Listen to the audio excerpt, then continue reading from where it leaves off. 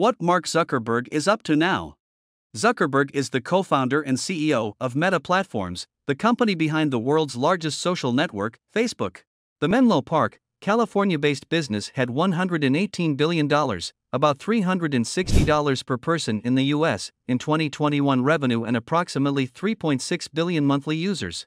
Its initial public offering in 2012 was the largest technology IPO at the time. Most of Zuckerberg's fortune comes from a 13% stake in Meta Platforms, formerly Facebook, according to a 2022 company statement.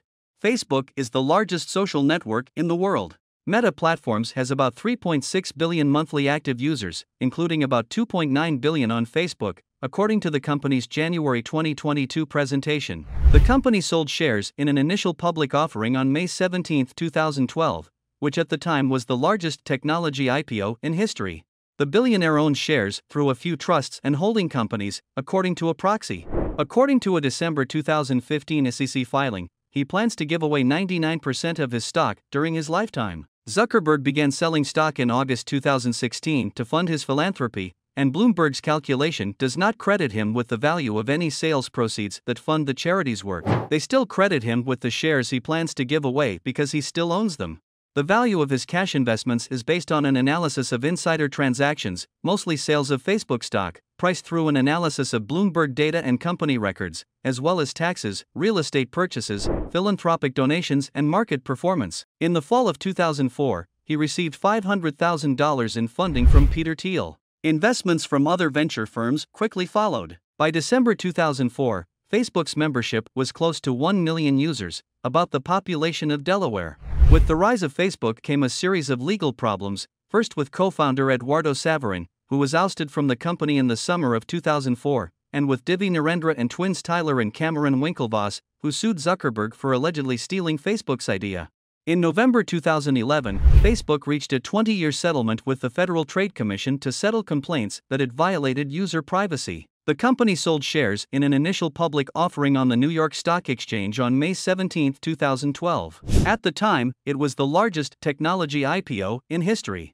Zuckerberg has pledged to donate most of his fortune to charity. In September 2010, he donated $100 million in Facebook stock to the public school system in Newark, New Jersey. He also donated 36 million shares to the Silicon Valley Community Foundation. Zuckerberg is married to Priscilla Chan, who gave birth to a baby girl in December 2015. On the same day, Zuckerberg announced plans to give away 99% of his shares in the social network during his lifetime to support philanthropic causes.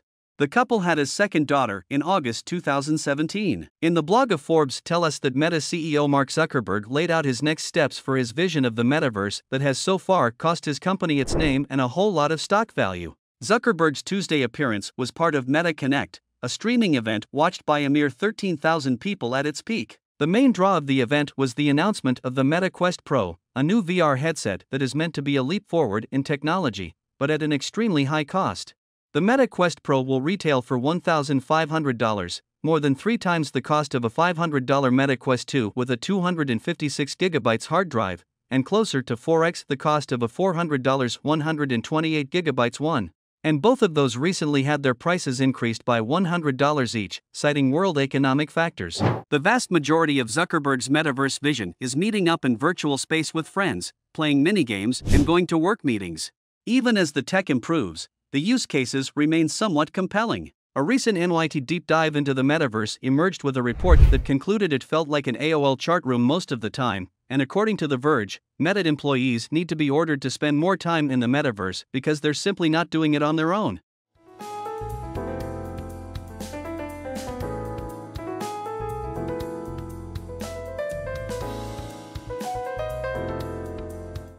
The CNBC wrote in the blog that the George's book looks at 5 different types of bad bosses. Zuckerberg falls into not 1 but 3 of those categories, George says. First, George says Zuckerberg is a rationalizer, the type of boss who isn't willing to acknowledge or learn from their mistakes.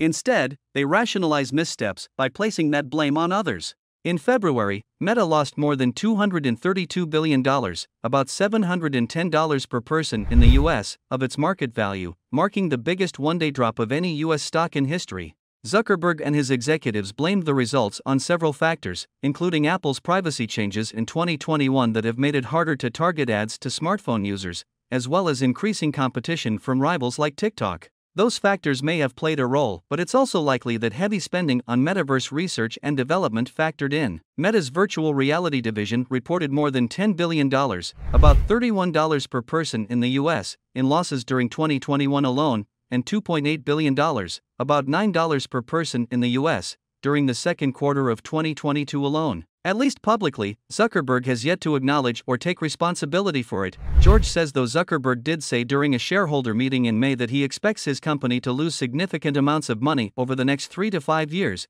as it invests in metaverse technologies. Lastly, Zuckerberg is a glory seeker who puts fame and fortune above anything else, George says. Those types of bosses are never truly satisfied with what they have and are willing to go to extremes to gain more. Zuckerberg prioritizes Meta's profits and growth, even at the expense of the company's billions of users, George says.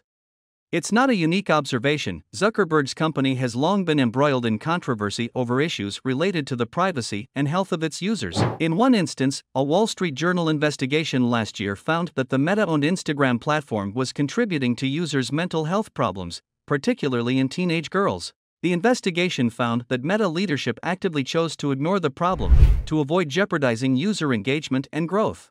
I think they really believe in the company's strategy, but I also think they've probably grossly misjudged and overestimated the Meta-friendly product market based on all current indicators, and that's probably going to doom them in the medium to long term if that continues. They should probably mark it as a major side project, since they had a chance that their estimated future demand assumption for such a platform was correct, while focusing on Instagram as the company's primary product and phasing out Facebook's main platform. That role. Instagram clearly has the most future potential of all its products and platforms and is most relevant among the rising group of younger millenary users/consumers. There's a lot they could do with it if they got enough attention and distance from Facebook's main platform and brand and allowed it to stand on its own. Going all in on social commerce and curated discovery as their primary monetization methods would probably be the smartest growth strategy for this platform at this point, insulating them and their primary revenue streams from any outside interference from third-party politics. Metaverse provides a serious venue for the development of creativity for 3D interactive experiences, 360-degree cinema, performances, and other creations of new generations of storytellers. It's also a showplace, and for anyone involved in audience engagement, ignoring them is like signing your own death certificate. There are plenty of trolls and teens roaming these virtual spaces, but trolls and teens are also an audience. While Zuckerberg's virtual journey remains moribund, the meta version is going somewhere, whether we choose to understand it or not. I was happy with how it turned out. It exceeded my expectations. But I still think it will take a while to reach the scale of several hundred million or even billions of people in the metaverse. Things take time to get there. Well, that's Polarka. I think we'll get there. But you know, the other services we run are already on a somewhat larger scale today. Experiences in the metaverse can be more immersive than the text, photos, or videos that are ubiquitous on Meta's Facebook and Instagram. So that's going to be a big theme for Meta in the next decade. In addition to its metaverse spending, Meta is investing heavily in the development of artificial intelligence, which can strengthen advertising as the source of approximately 97% of the company's revenue and existing applications. Basically, we're moving from most of the content you see on Facebook and Instagram coming from your friend or watch the graph to, over time more and more of that content is just coming from AI recommendations. I hope so, I clear everything. But if you have any questions, you can simply ask me in the comments section below.